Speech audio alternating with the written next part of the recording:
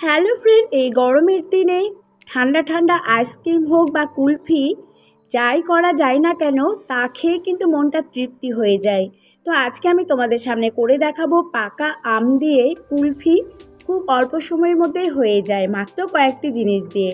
আমি এখানে 1 লিটার দুধ নিয়েছিলাম, দুধটাকে একটু ফুটিয়ে ঘন করে নিয়েছি, তারপরে সেগুলোকে আমি ঠান্ডা করে নেব। তো দুধটা আমি একটু মোটামুটি ঠান্ডা করে নিলাম। তারপরে এখানে আমি নিয়েছি কাজু, কাঠবাদাম আর কয়েকটি এলাচ। আমি এখানে 8-10 খানা কাজু নিয়েছিলাম আর 10-12 খানা কাঠবাদাম, 5-6টা এলাচ নিয়েছি। সেগুলোকে মিক্সিং বোলের মধ্যে নিয়ে নেব, নিয়ে খুব ভালো করে সেগুলোকে একটু ডাস্ট করে নেব। তো এই আমের দিনে আমের যে কোনো রেসিপি করলেই ভালো লাগে। আমের শরবত কিংবা আমের কুলফি, ঠান্ডা ঠান্ডা কুলফি খেয়ে কিন্তু একেবারে মনটা তরতাজা হয়ে যায়। এবার সেই ঠান্ডা করা দুধের মধ্যে আমি যে কাজু আর বাদামগুলো গুঁড়ো করেছিলাম সেগুলো ঢেলে দিলাম, নিয়ে এর মধ্যে আমি নিয়ে নেব স্বাদ মতো চিনি। তো আমি এখানে হাফ বাটি পরিমাণ চিনি নিয়েছি।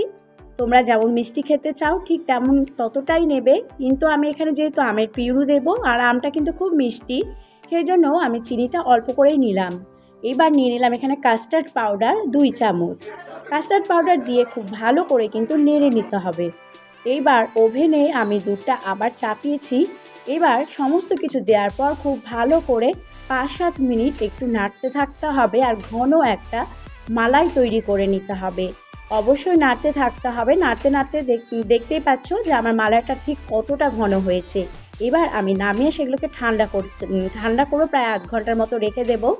এবার এখানে দুটো আমি মাঝারি সাইজের নিয়ে নিয়েছি গোপালভোগ আম, সেগুলোকে ছোট ছোট টুকরো টুকরো করে কেটে নিলাম। তারপরে মিক্সিং বোলের মধ্যে দিয়ে সেগুলোকে পেস্ট করে নেব। পেস্ট করে নিয়েছি, দেখতেই পাচ্ছ এইভাবে ঘন একটা আমের পিউরি আমি বানিয়ে নিলাম। এইবার একটি বোল নিয়েছি, বোলের মধ্যে সেই ঠান্ডা করা যে মালাইটি ছিল সেটি ঢেলে নিলাম। তো অবশ্যই ঠান্ডা করে নিতে হবে। আর দেখতে পাচ্ছ ঠিক কতটা ঘন মালাই আমি বানিয়েছি। আর বাড়ির এই খাঁটি দুধের মালাই দিয়ে যদি আমের কুলফি হয়, এত সুন্দর লাগে খেতে বন্ধুরা, যা মুখে বলা যাবে না। বানিয়ে কিন্তু একবার অবশ্যই করে খেতে হবে। এবার আমি সেই বোলের মধ্যে ঘন মালাইটি ঢেলে নিয়েছি। তারপর আমের পিউরি রেডি করে রেখেছিলাম সেটিও আমি তার মধ্যে দিয়ে দিলাম। সেগুলো দেওয়ার পর খুব ভালো করে সেগুলোকে কিন্তু মিশিয়ে নিতে হবে। এইভাবে বেশ কিছুক্ষণ ধরে হাতে সময় নিয়ে কিন্তু মিশিয়ে নিতে হবে। এবার আমি নিয়ে নিয়েছি ঢাকনা লাগানো একটি প্লাস্টিকের কৌটো। চাইলে কিন্তু তোমরা কেক টিন নিতে পারো। তো আমার কেক টিন ছিল না, তাই আমি এরকম একটা ঢাকনা লাগানো কৌটো নিয়ে নিয়েছি। সেই কৌটোর মধ্যে ঢেলে দিলাম আর নিয়ে নিলাম আরেকটি মাটির ভাঁড়। ছোট একটা মাটির ভাঁড় নিয়েছি, তার মধ্যে বাকিটা ঢেলে দিলাম। আর মাটির ভাঁড়ের কুলফি খেতে তো জানো বন্ধুরা কতটা টেস্টি হয়। এবার ফয়েল পেপার নিয়েছি, ফয়েল পেপার দিয়ে আমি কভার করে নেব।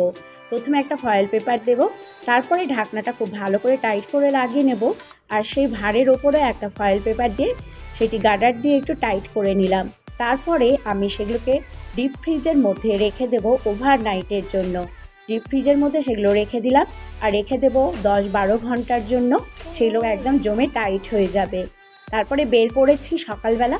তো সকালবেলা আর তর্স হয় না যে কখন দেখবো কুলফিগুলো আমার কতটা সুন্দর হয়েছে।